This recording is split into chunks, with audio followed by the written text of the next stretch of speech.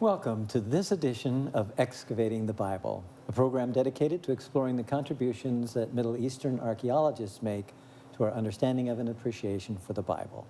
I'm Doug Clark. I direct the Center for Near Eastern Archaeology at La Sierra University, and am joined by a star-studded La Sierra cast. Co-host Dr. Larry Geraty, former president and now associate director at the center. Dr. Kendra Holoviak-Valentine, who is a professor, having earned that rank, that increase in rank recently, of New Testament studies. That's right. And is dean of the Office of General Studies at La Sierra as well. Kent Bramlett is an associate professor of archaeology and the history of antiquity, and also chair of the Department of Biblical Studies and Archaeology. And we have had occasion to talk together before. We have. And Kendra, it's so good to have you here. We've talked about the book of Revelation before. We have. And it just so happens that that's where we're turning our attention to in this episode. And all three of the male Old Testament types are very happy to have a New Testament type here tonight. That's correct, too. So diversity, we celebrate diversity. Right. And the book of Revelation, is that something, I'm going to say, okay, I want you to hold your thought, okay. Is the book of Revelation something you're drawn to? Is this something that you grew up with? Is this something that has been part of your journey, your spiritual journey, too? I can say that I was brought up with it. I can't say that I was drawn to it until I met Kendra Holoviak-Valentine, and now we look forward to reading the book of Revelation. Kent, how would you respond to that question? Yeah, it's certainly a part of the fabric of the language growing up, but it's not a book that I turned to for devotional purposes. It was one I felt I better know for the end of times. And I thought that would be sort of the key. Growing up, that was my conception, really, of the book. Sure. Is that how you grew up too, Kendra? And maybe something a little bit about shifts that have taken place? Actually, I don't remember much about the book of Revelation as a child, but I remember being a teenager and attending a Revelation series where the speaker had committed to seeing Jesus in the book of Revelation. And so he kept saying, this is good news, this is not scary news. And that sort of sparked my interest, because I think probably in the back of my mind it had been scary or frightening to think about the end times. I don't know that I always associated that only with the book of Revelation, but scary, but then this new way of thinking about it. This is the revelation of Jesus Christ, the very first verse. So from a fairly early age, mid-teens, I would say that's when I started. So what dimensions were added as you went to graduate school and focused your dissertation on this book? On the hymns in the book of Revelation. Who would have guessed that there are more scenes of worship and singing in the book of Revelation than of judgment? And so learning that in graduate school gave a whole new layer of excitement to the book. But there was very much a journey in thinking and talking with mentors and wrestling with issues of how to be involved in action in the here and now. Are there any resources from the book of Revelation that compel us to be involved in the kingdom of heaven on earth? And what does that mean? And how does a book about the future impact the present? Especially maybe in ethical terms, in behavioral terms? Right. How we relate Very much to so. world, people, institutions as well? Exactly. Good. Well, we do want to think about the book of Revelation as an introductory program for this particular episode. But we have some artifacts in front of us, and we need to look at those. Kent, begin with what is on your end of the table. What do we have? Well, these are some things which are iconically Greco-Roman. We have coins, we have armor. When you think of the Greeks and the Romans, what portrays their projected power and their economic might more than those things? Of course, they weren't the first to invent coinage. It goes back a little bit earlier to really the Persian period in Asia Minor. But these coins are from the 1st century. So they date exactly from the time that we're going to be discussing. And it's the Flavian dynasty of Roman emperors. Vespasian. The coin on this side depicts Vespasian. This one with Pegasus, the flying horse, is a coin of Domitian. And Domitian is very important in our understanding of Revelation. And of course, weaponry begets armor, offense and defense. And this is a helmet, an authentic helmet, representative of that might of the Roman military. We have some glass too, Kent. What do we have in these vessels? Well, Roman glass, it's maybe not as rare as one would think. It's not easily preserved. Most of the whole glass vessels come from tombs. But the Romans were very proficient at manufacturing these little vases. Often they held perfumes or perfumed oils. We find them in tombs because it was part of the last rites of the deceased. And so these would be for unguents, for perfumes, and the same with the small clay vessels. Now the glass is actually in a state of deterioration, hence the coloration on the outside, is that right? Much of the glass, even the colored glass, some of it was clear to start with, but it had impurities, so it turns color over time. And some of it was colored from the beginning. Right. But yes, glass does deteriorate. It's actually it's hydrous, and it can deteriorate, like flake off. Larry, you get to be the ceramicist, unless Kendra, of course, wants to jump in. I will defer to my colleague here. All right.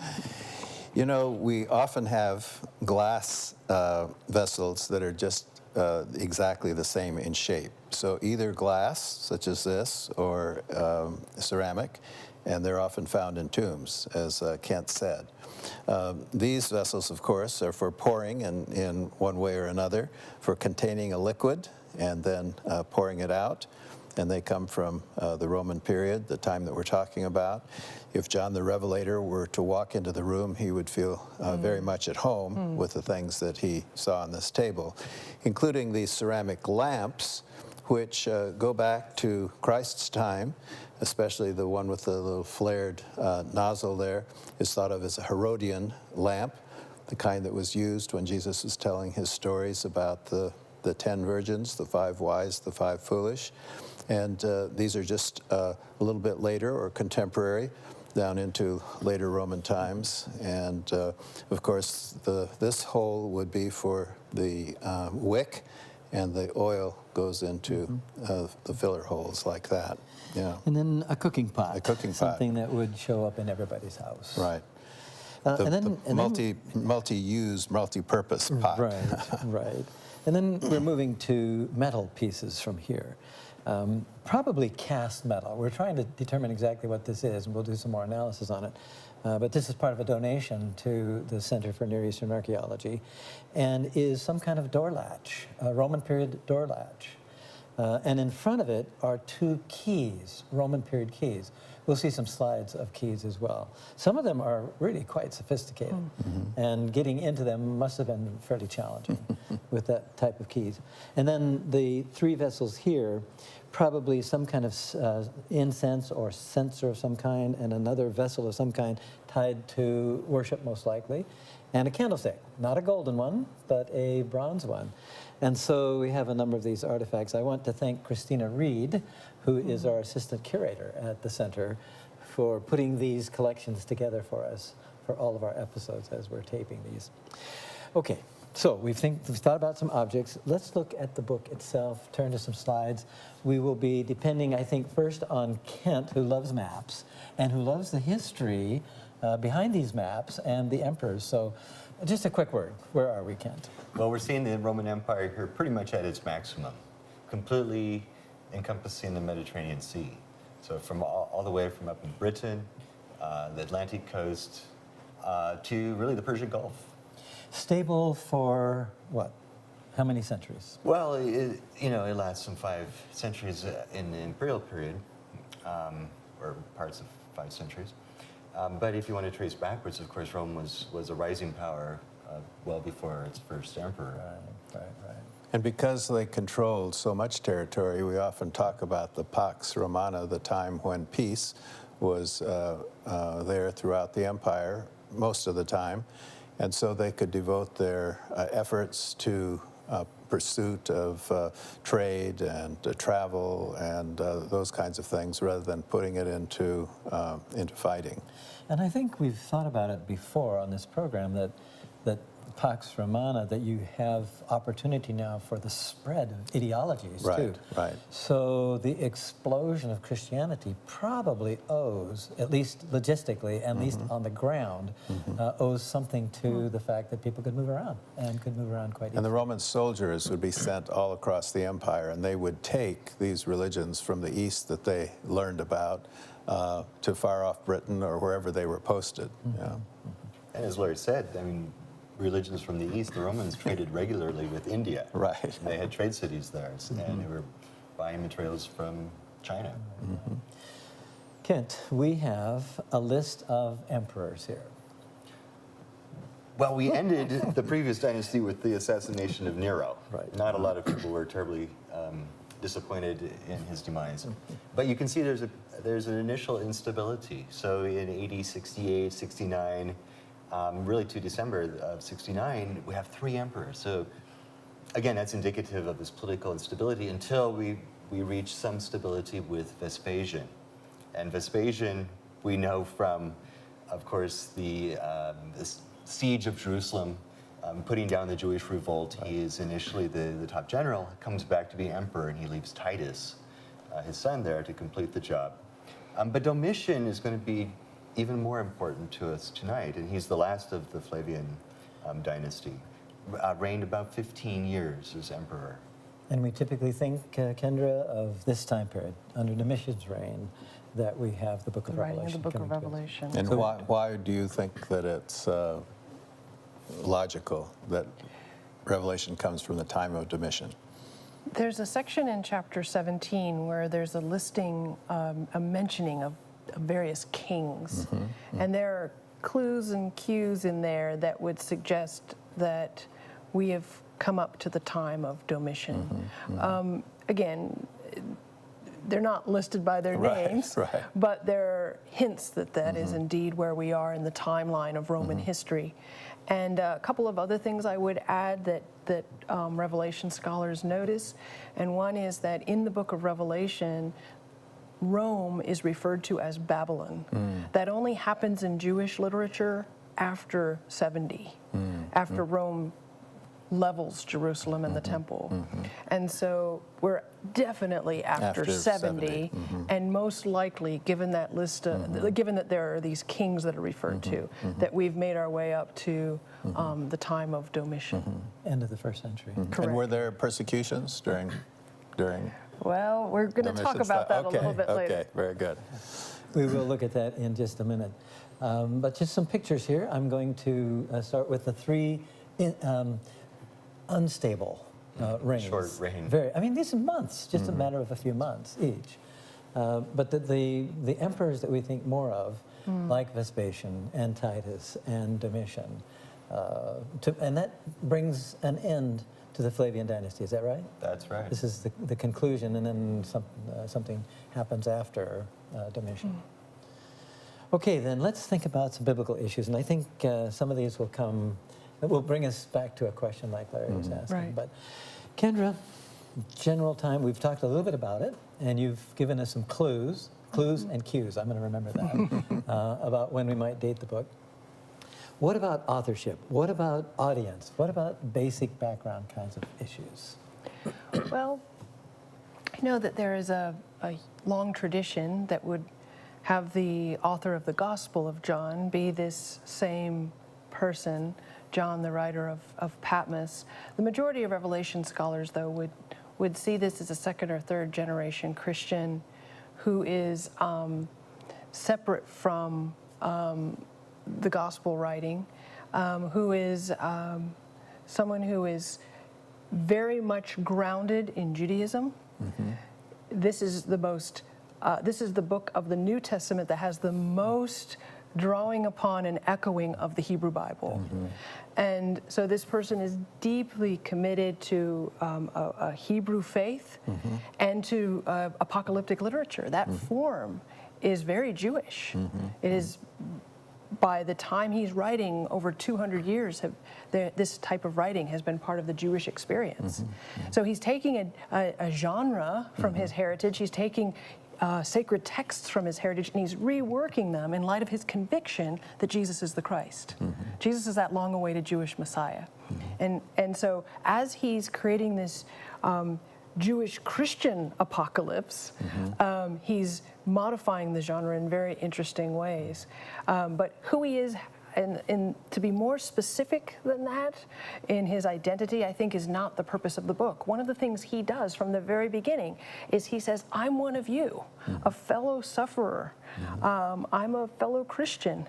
And I think that it's better to focus on that self-identity of John and realize that he's reworking Jewish apocalyptic tradition, which in the past it was always the voice of a great man from the past who's now writing apocalyptic. He's saying, I'm one of you, let's put the focus on Jesus. So I think that's a very interesting shift of the genre. It's not language where he's using a pseudonym like so much of the other apocalypses. Enoch, or Ezra. Right. These names that are really not the authors. Right. And then your suggestion is that this is one of the group. He's so it one of doesn't us. need to think about using a pseudonym. Right, and he's writing in the present, where in the past you would pretend you're from the past writing in the present, where he's writing for the present for concerns of that day. I think that's extremely helpful as we approach this book. Many people are well acquainted with the book, but maybe a new approach, maybe somehow just setting our typical understandings aside, we might actually discover some new ideas in the process. Would you say another word about the audience? You said he was writing for people of his time. Right. Any special kind of group of people at his time? Well, I'm convinced that he's working with the people that are at those 7 churches in those 7 cities. I think it's fascinating that cities become churches, and what that means for the house churches, and what it means for the Jewish communities in those places, and how they feel tension from the Jewish communities as well as from the Romans. So they're kind of feeling vulnerable in these large cities. But it seems to me that he's writing to Christians who were meeting in house churches at the end of the first century. Good. Well, then let's look at an outline. The yellow highlight here is to suggest that this is the part we think about for this episode. We'll look at the second half in another episode of Excavating the Bible. Kendra, just a general word about flow here. What's happening? After the I think very moving introduction of the book, where Jesus is presented as this one like the Son of Man walking among the candlesticks, and John's ending up flat on his face, and yet that one who holds the 7 stars in his right hand, that's how he's described, ends up with his right hand touching John's shoulder. Very powerful way of telling the story, and saying, don't be afraid. And I would just encourage those who are listening to this program, the book of Revelation is not supposed to make us afraid. Jesus' character from the very beginning is saying, do not be afraid, do not be afraid. And so at that moment, I have the keys. After that, I have the keys of death and of Hades, if you remember our artifacts here. And that idea that Jesus holds the grave and those who are in it. He was dead, but is alive again. And all that means is we're entering into the book. And then, of course, we meet the letters to the 7 churches, which we've talked about before, and then we're into the throne room. He's kind of whisked away what our brothers and sisters who believe in the rapture, that's where they get it, chapter 4, verse 1. But I don't think you have to have that interpretation to say he's suddenly in the throne room at the center of the universe. And what does he see there? And what does he hear there? He hears singing. There's celebration and worship. This isn't the reason that you chose to do hymns in the book of Revelation, right? Or is it part of the motivation for your dissertation? This being that first scene? Yeah. Well, I do think it's significant. I love it that they're not all right there. There's 16 hymns found throughout the book. They're scattered throughout. It's not just in one place. And they're not just at the end. Here they are in chapter 4. Yeah. Most people don't realize there are that many hymns. That's right. 16. So the second half of the book, the last chapters from 12 through 22, we will come back to this because this is going to be in another episode. But I think Kendra, that there are some things that are scary here, right? I mean, okay, so we're not going to write off the scary entirely, right? Well, and this is one of the reasons I love this book, is it's honest about the world. And there are scary things in this world. For sure. And the fact that it doesn't sugarcoat it, the fact that it says this is how evil works, I'm grateful that that's part of this book as well. And because in our own time there's scary things happening, that book speaks in to every us time. in every time. In Yeah, every time yeah. and every place. Yeah, very good. Some other issues. Now we're thinking about archaeological connections more directly. Apocalyptic literature, you've actually talked about that. And we could spend a lot of time thinking about that, could. because this is, the people in the first century knew that literature. The Jews had read this literature that we're not very well acquainted with, Right. unless we're intentional about reading Apocrypha and pseudepigraphic material. And that's why archaeology is so helpful to us, because if we didn't have archaeology, which has found so many of these other apocalyptic books, we would think maybe Revelation is unique, Yeah. but it's not. It fits into the context of the time. It really does. Yeah. So the biblical writers take what's familiar Right. and then give it this spin. Turn Jewish apocalyptic into Jewish Christian apocalyptic. And you do that by using what people are acquainted with. Right. Right. A couple of things here. One of them is the third line here, Kendra. Yeah, Larry's earlier question. That's right. So, you've been patient, Larry, waiting for the response. So what's the debate about serious persecution during the time of Domitian? Many of us probably grew up hearing that there was a lot of persecution. At any moment, the Romans were going to pound on your door and drag you away. There was a book written by Leonard Thompson that pretty much was just changed the world of Revelation studies from thinking that way to thinking that probably not widespread persecution. Now, were you living in an unsure world? Of course. And could you at any time be turned in by your neighbor who maybe found you competitive in the workplace or something and knew you were this Christian and weren't sure? Yes. But in the sense of widespread persecution during the time of Domitian, probably not. And so what has that meant in Revelation studies? The book of Revelation could be more for waking people up who'd become complacent rather than it being. So I love the idea that you get from, for example, Alan Bosak, the idea that it is about comfort and protest, in the sense that if you are undergoing persecution, it's a book of comfort to you, that evil doesn't have the last say. But if you are kind of assimilating with the culture to the point that you've become an oppressor and you don't even realize it, then it becomes a protest against you and a wake-up call to you. And the apocalyptic language would be used to wake people up. Kent, I'm going to surprise you with a question about persecution.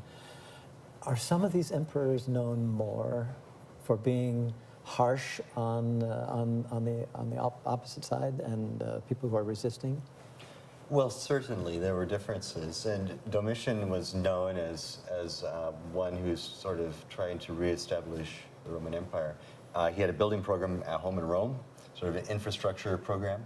He emphasized defense of the Roman borders, so put more military on the borders. And I think as part of that, there probably was a sense that we need to, pull back to the traditional values of Rome, which, of course, for him was the pagan traditions of the traditional religions. And maybe in that context, Christians would have felt that tension and the potential for problems, even if there weren't mass arrests, as sometimes has been imagined. There's still something to that, but perhaps diminished, at least in the research you've been reading. Right. Right on. Is Nero coming back? Is alluded to in chapter 17. Is this a king coming back again? Right. Okay, we want to turn to one of those items on the list that we just saw, and that is the passage in, is it chapter 4? 6, chapter 6. Where you have the souls from under the altar crying out. Verse 10. And Larry, you were part of excavations at Tel Haspan, and this was back in 1978, and found something that might really, archaeology could really do something good here. It could illustrate. Well, verse 9 says that when he opened the fifth seal, I saw under the altar the souls of those who had been slain for the word of God and for the witness that they had borne. And they cried out with a loud voice, O sovereign Lord, holy and true, how long before thou wilt judge and avenge our blood on those who dwell upon the earth? And so, yes, at this site that we're looking at now at Heshbon, where the circle is one of the three churches from Roman times and Byzantine times that I have to say Byzantine times, we found. And in that church, in the apse, which is pictured right there in the center, when we were excavating, we came across a large stone that had a hole in it, a squared hole, and in that hole was a oval. Well, first it was a stone casket in there. When you took the cover off the casket, there was a oval silver box, and the cover had a cross and Alpha and Omega on it, so we knew immediately this is Christian symbolism. When we took that off, there was a human kneecap. So what was a human kneecap being buried in all those containers right in the center under the altar? Under the altar. And so it reminds us of this custom referred to where probably a martyr or somebody that congregation knew of who had met a death perhaps in service to Christ. And so he was buried right there. And as they came to church every week, they thought, oh Lord, when are you going to come and avenge brother so-and-so who we know died in your service? You know, so here's an archaeological illustration of what John the Revelator was talking about. Right. Great. A really good one. Some inscriptions, Greek manuscripts. Kent, you study these things. I've studied these things. Larry studied these things. Kendra has studied these things. So what is a P? What's this P stand for? And what does it signify in terms of date and closeness to the original date of writing? We have a P right here. We have some papyrus here. We do. We do. And we also have in English taped on some of the Book of Revelation, because we roll this up in class and we try to help students. And you try to seal it? Try to imagine the 7 seals. Try to imagine what it would be like to open each one of those seals, and then to be able to read the many words written on the inside and on the back. Chapter 5. This is a modern replica. These are ancient, all from the first centuries A.D. From 250 to 600. And that's right. And so they get us close to the original. And we'll look at a couple of these and think about them. These from a couple places in Revelation, including the first part, Revelation 1:4-7, which is an exciting part.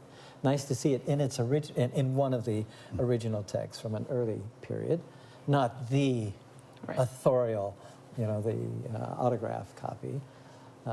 So we have a number of these manuscripts. Some of them are interesting. One of them actually has the 666 number on them. So, but we'll get a chance to talk about them some more later. Thank you, Larry. Thank you, Kendra and Kent, and all of you for joining us for this edition of Excavating the Bible. We hope this has provided something for you to think about and something to increase your faith, and we look forward to next time. Until then, think ancient